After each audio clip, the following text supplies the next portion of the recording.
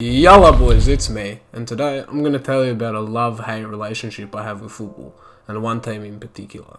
Like, I love not watching their game, and I love listening to my friends bag me that I go for the team. You know, it's a bit of a love-hate relationship, except I don't love them, I hate them. Anyway, you have to guess who it is. Ooh, is it Scamthorpe? Astraguga? Or maybe Man U. Or weird one, could it be Arsenal? It's Arsenal, don't kid yourself. You could definitely tell that from the title, could you? I don't know why I made this segment, legit, just making me edit more like a child slave, except I make content for people on YouTube who don't even watch. It's not funny, blood! At this point, I just don't know what's funny. I do not know what to do. Ball from Barkley, targets delivery. Getting very deep to find Louise. And that is a great ball. Watkins with his second.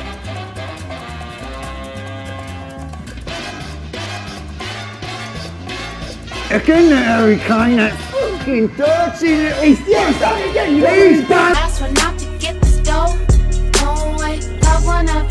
Form is temporary and class is permanent.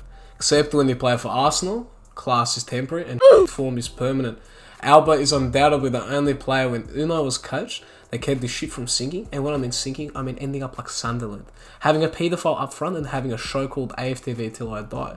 Which is actually pretty ironic and funny, because I think Claude legit died of disappointment after being kicked out of Aftv. Come on guys, get your head out of the gutter. Guess it was just his time to go. Back onto Alba. Last season he made me come over 10 times whilst watching him play with balls. What the fuck? Oh lads, I read out the wrong statement from Trips on Twitter. I just posted it, go check. He saved us so many times and legit got us to win the plastic trophy that is the FA Cup, forcing DT to go have a wank in a sock. Alexandra Lacazette. Alexandra Lacazette. Alexandra Holdell too. Alexandra Troops wants to have sex with you. Nah, but in all seriousness, he had some decent games after being memed so bad he had to post a fake apology. He had 2 against West Brom, 1 against Brighton, 1 against Chelsea. So, all is written. You really think I'm gonna let a full year of having the dribble prowess of the Wolf of Wall Street into the drill phase go? He was really an oxymoron, a striker that cannot score. He's just shit. Like, what do you want me to say? Yes, he's almost as good as Jeremy Swazlynch on the ball, but it seems as if his dad is yelling at him in the stand, so he's scared to make a move. Like, come on, do something. Like, there's no way Pepe is naturally left-footed.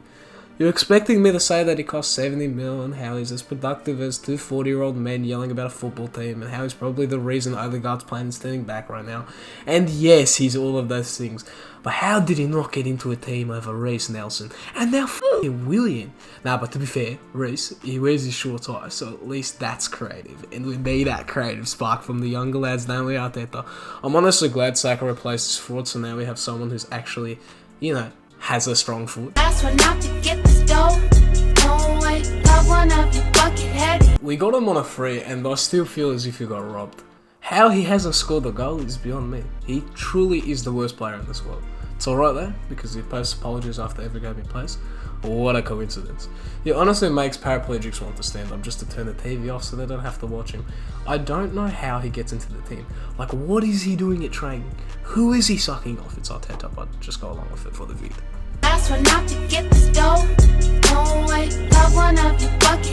Cabayas and Xhaka have as much creativity in the midfield as I make a wish kid. It's also sick that when they play against any decent defense, they disappear like Madeline McCann. That is a bit f***ed up, but Xhaka probably would have got kidnapped as well. Just like, Party is legit a vacuum. Anytime the ball's in his vicinity, he sucks it up. No, Robbie, not you, not again. For sake. Seriously, the whole midfield except for Party is... Now, moving on to ESR. He's so sick I decided to name my firstborn child Emil Bloodclot Rowe. He honestly reminds me of Prime Ozil, so I hope him and Odegaard can get back into the form so the Aftv boys don't have to cut themselves. There's about 98 problems with our defense, and I can't be to go into it. Nah, but seriously, Gabriel is class, never mind the fact that he cost us a game. I ain't felt like this in a long time.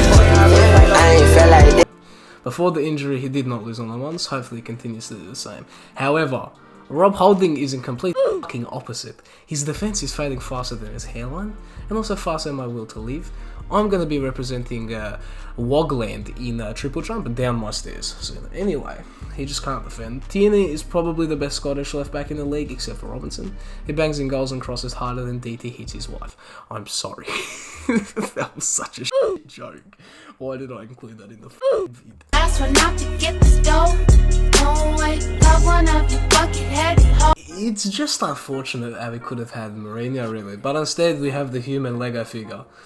Jose could have been talking about us when he said, If I speak, I am in big trouble. but instead we have the fucking relegation battle, which actually was a thing earlier in the season.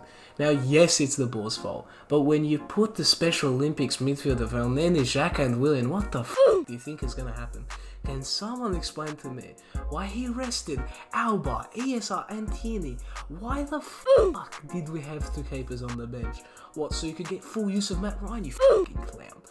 Now, I'm not discrediting the FA Cup, but given being the fact that Pulisic and Ansby got injured and Kovacic got a red card, we were practically gifted the game. You know what's funny? We played a 3-back in that game, but now, when we play a 4-back, we start to fucking lose.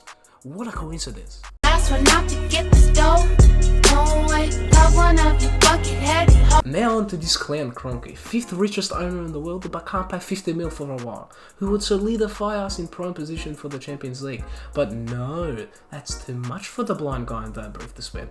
Fuck, I hope this guy doesn't breathe. I'm joking. I'm not gonna hold my breath for him is what I meant to say. Ask her not to get this dough. No way, love one of Yes, I know I get heart palpitations when I watch them, and yes, I know it's better for my health if I stop watching them. But once a Gunners fan, always a Gunners fan. Except if Saka leaves, then I'm gone.